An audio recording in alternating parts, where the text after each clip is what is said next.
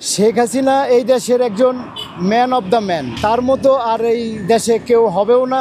আমাদেরকে কিন্তু কিছুই লাগে না, কিন্তু আমরা সাধারণ লোক, আমাদের মাও লাগে না, খালাও লাগে না, বোনও লাগে না। কিন্তু আসসালামু আলাইকুম প্রিয় দর্শক, আপনাদের মাঝে খুবই একটি গুরুত্বপূর্ণ ভিডিও এক্সপ্লেন করব, তাই সকল দর্শককে অনুরোধ থাকবে এই ভিডিওটি দেখার জন্য।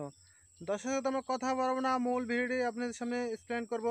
এই দেশে এতগুলি কাজ করছে, সে গরিব দুঃখের মা খালা বোন সবারই মনে করেন নয়নের মনি হয়ে গেছে গা। এই দেশে এত কাজ করছে, এই দেশে 96 থেকে হে কাজ করতেছে। এই দেশে আর কোনো সরকারে কাজ করে নাই, তার মতো ম্যান এই দেশে আর হবে না। আর এই জননী এই দেশে আর আসবে না। এই জননীরে আমরা খেদাই দিছি, আমরা বড় ভুল করছি, আমরা জালিমগিরি করছি, আমরা জালিয়াতি করছি। এই মার সাথে আমরা দুর্ব্যবহার করেছি, এই খালার সাথে এই বোনের সাথে আমরা দুর্নীতি করেছি।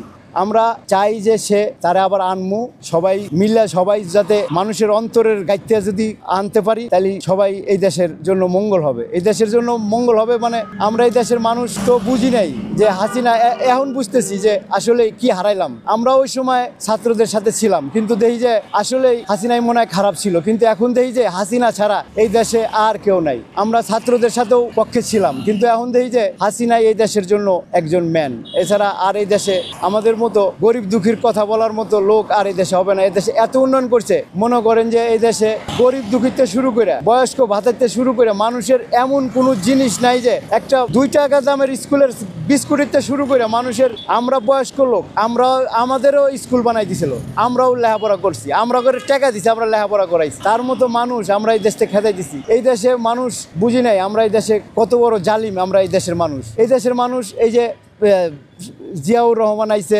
সামরিক শাসনের থেকে, এরশাদ আইছে সামরিক শাসনের থেকে।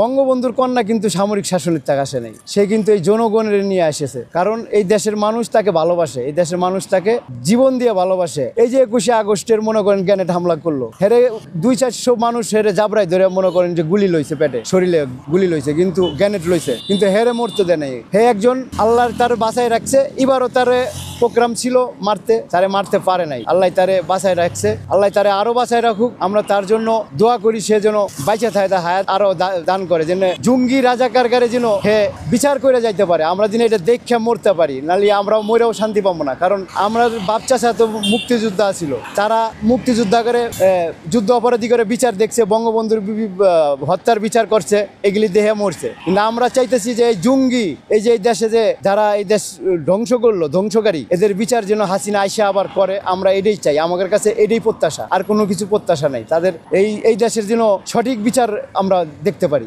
এখন যে বর্তমান সিচুয়েশন দেশের খুব খারাপ, যে খারাপ মানুষের ভিতরে বিরাজ করতেছে, ওইটি মানুষ গভীরভাবে পর্যবেক্ষণ করতেছে ভিতরে ভিতরে। কারণ কেউ বলতে পারতেছে না কিছু। যেমন মনে করেন যে এই দেশটা আমলিগ হলো অর্ধেক, আর এই দেশের ভিতরে মনে করেন যে আর অর্ধেক আছে ব্যাকদল মিলা। এই যে ব্যাকদল মিলে যে অর্ধেক আছে আর অর্ধেক আছে আমলিগ, তার ভিতরে এই আমলিগের মনে করেন যে গলা টিপা ধরছে। এখন মানুষের যারা সাধারণ লোক, তারা এখন এটি খুব বিভ্রান্তিতে আছে। তাদেরকে এখন মনে করেন যে এগুলি মানতেও গৃহযুদ্ধের দিক ঠেলে দিতেছে। এখন যে বর্তমান সময়টা গৃহযুদ্ধের দিক ঠেলে যাইতেছে, মানুষ তো বুঝতেছে যে ব্যাপারটা এই